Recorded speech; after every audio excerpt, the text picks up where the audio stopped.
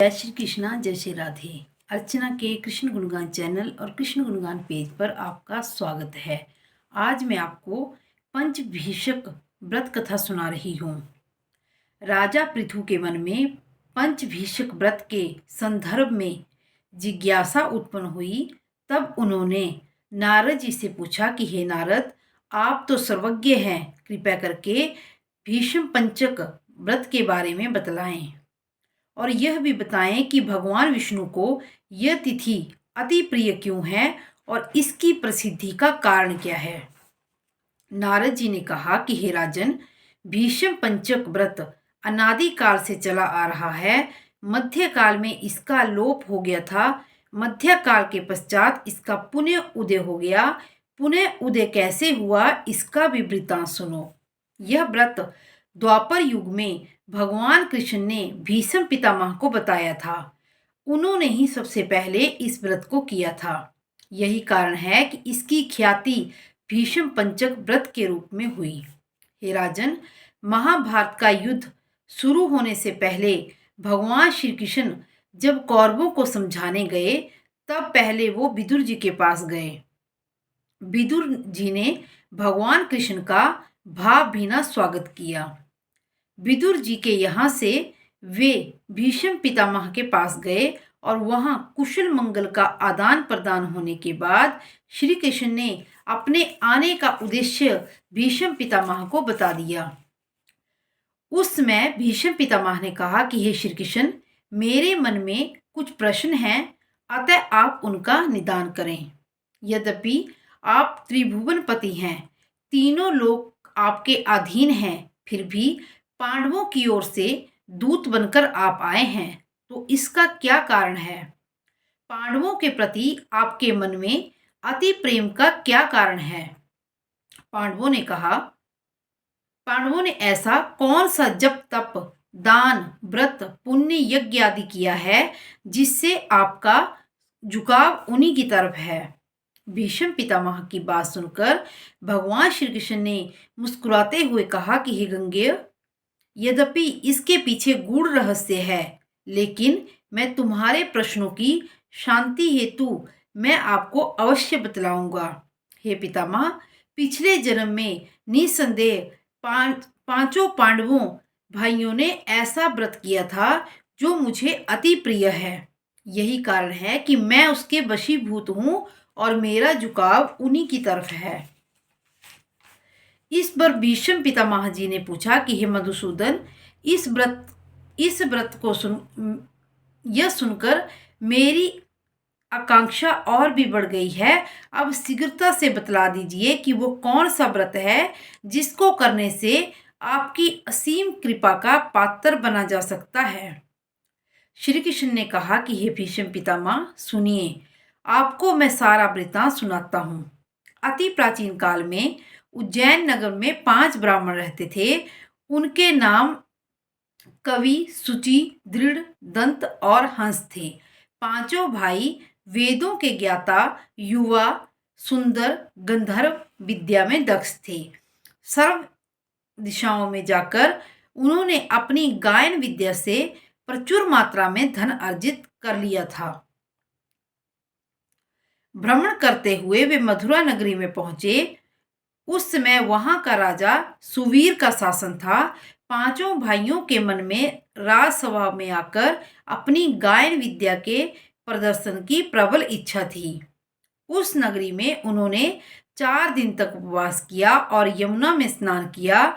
उन्होंने राजा के संबंध में नगरी के लोगों से पूछताछ की तो पता चला कि राजा की कादम्बरी नाम का एक भोग पत्नी है जो संगीत विद्या में कुशल और मधुर गायन करने वाली है। यह केवल राजा के मनोविनोद के लिए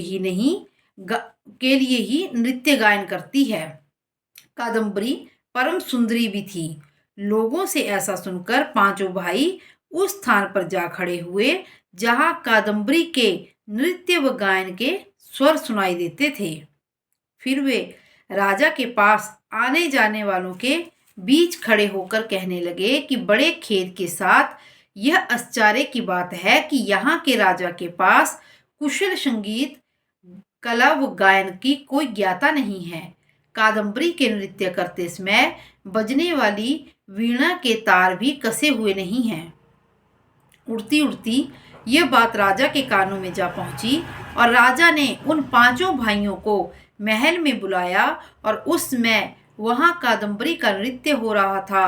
पांचों ने वहां जाकर राजा को आशीर्वाद दिया और अपने अपने आसनों पर बैठ गए। कादम्बरी ने उन्हें नृत्य व संगीत कला में दक्ष समझकर उनके सम्मान में अपना विशेष नृत्य प्रस्तुत किया। श्री कृष्ण बोले कि हे पितामह, जब उसने चक्कर में ताल दी तो पांचों भाइयों ने उसे रोका। कादम्बरी ने चक्कर को छोड़कर ताल का यथा योग्य प्रत्युत्तर दिया, लेकिन चक्कर खंडित नहीं किया। कादम्बरी की इस कला और उसकी रूप माधुरी पर वे पांचों पांडव मुग्ध हो गए। कादम्बरी भी उन भाइयों पर मोहित हो गई।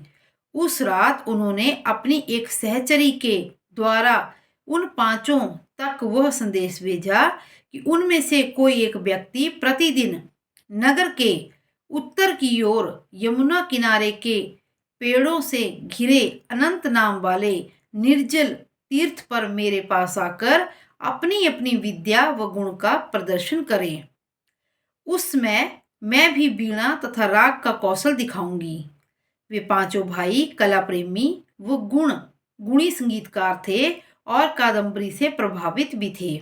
इसलिए उन्होंने उस सहचरी के माध्यम से उसके प्रश्न को हाँ में जवाब दे दिया। भगवान मधुसूदन बोले, हे गंगेय, मेरा एक भक्त था जो कुसंग के भय के कारण गांव से दूर वहां जाकर रहता था। उन दिनों वह पंचभिषक व्रत कर रहा था और उसी मंदिर में मेरा पूजन किया करता था। कार्तिक मास के शुक्ल पक्ष की एकादशी को बड़ा भाई कवि उस मंदिर में आया। कादम्बरी भी ठीक उसी समय वहां पर पहुंच गई। वहां मेरे उस भक्त ने जिस तरह मेरा पूजन किया, कवि नामक ब्राह्मण ने भी वैसे ही मेरा पूजन किया। फिर वीणा लेकर उसने गाना शुरू कर दिया। मेरे भक्त का अपने मन पर पूर्ण नियंत्रण था, अतः गायन और कादम्बरी का नृत्य देखकर उसे तनिक भी क्रोध नहीं आया। सवेरा होने पर मेरे भक्त ने गोवर से आचमन किया। कवि नामक ब्राह्मण ने भी वैसा ही किया। कादम्बरी महल में जा चुकी थी। हे पितामह, मेरे भक्त की संगति, रात्रि जागरण तथा मेरा श्रद्धा भाव से पूजन करने के कारण कवि के सभी पाप धुल गए। इसलिए द्वादशी तिथि को वह अपना सब कुछ दान देने के लिए करके विरक्त बन गया। अगले दिन शुचि आया तो उसने भी ब्रह्मचारी की तरह मेरा विष्णु पूजन किया और रात भर कादम्बरी के साथ नृत्य करके सवेरे गौमूत्र से आचमन किया।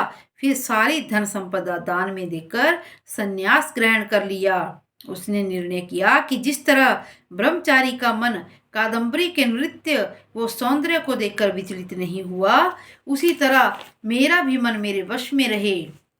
हे पितामह, त्रयोदशी को, दृढ़ चतुर्दशी को, दंत और पूर्णिमा को हंस भी वहां आए और उन लोगों ने अपने बड़े भाइयों का अनुसरण करते हुए पूजन रात्रि में नृत्य गायन किया और अगले दिन सन्यासी हो गए। हे पितामह, दृढ़ ने गाय के दूध से आचमन किया, दंत ने ब्रह्मचारी द्वारा आचमन किए गए घृत से बचे हुए घृत से आचमन किया तथा हंस ने ब्रह्मचारी को नमस्कार करके यमुना में स्नान कर फिर आंवले के पेड़ के नीचे बैठकर श्राद्ध किया। इस तरह पांचों भाइयों ने एक एक दिन व्रताचारण किया। हे गंगेय, कार्तिक मास में जो मेरा श्री विष्णु का पूजन जप तप पुण्यादि करता है, उसे करोड़ों यज्ञों का फल प्राप्त होता है। राजा को जब कादम्बरी के नृत्य ही महल से बाहर जाने का पता चला तो उसने महल में ही बंद खुद को करवा लिया और कादम्बरी ने कार्तिक मास में मेरे सामने नृत्य गायन किया था, उसके फलस्वरूप द्रौपदी के रूप में उसका जन्म हुआ और हंस नाम के जिस ब्राह्मण ने आंवले के पेड़ के नीचे श्राद्ध कर्म किया था, उसके फलस्वरूप उसका जन्म युधिष्ठिर के रूप में हुआ। एकादशी के दिन जागरण करने के प्रतिफल स्वरूप कवि अर्जुन हुआ, शुचि सहदेव हुआ, दंत नकुल हुआ और दृढ़ ब्राह्मण भीम हुआ। हे पितामह, पिछले जन्म में पांडवों ने जो व्रत किए थे, उनके व्रताचारों के कारण ही मैं उनके वश में हूँ। यह कथा सुनकर देव ऋषि नारद ने कहा कि हे पृथु, हे राजन, इस कथा से यह प्रतीत होता है कि कलाकार संयमित व आस्थावान होना चाहिए और उन पांचों ब्राह्मणों में भी यही गुण विशेष था। इसी तरह और भी कथाएं सुनने के लिए मेरे चैनल को लाइक, शेयर और सब्सक्राइब करें और कमेंट बॉक्स में जय श्री कृष्णा अवश्य लिखें। जय श्री कृष्णा, जय श्री राधे।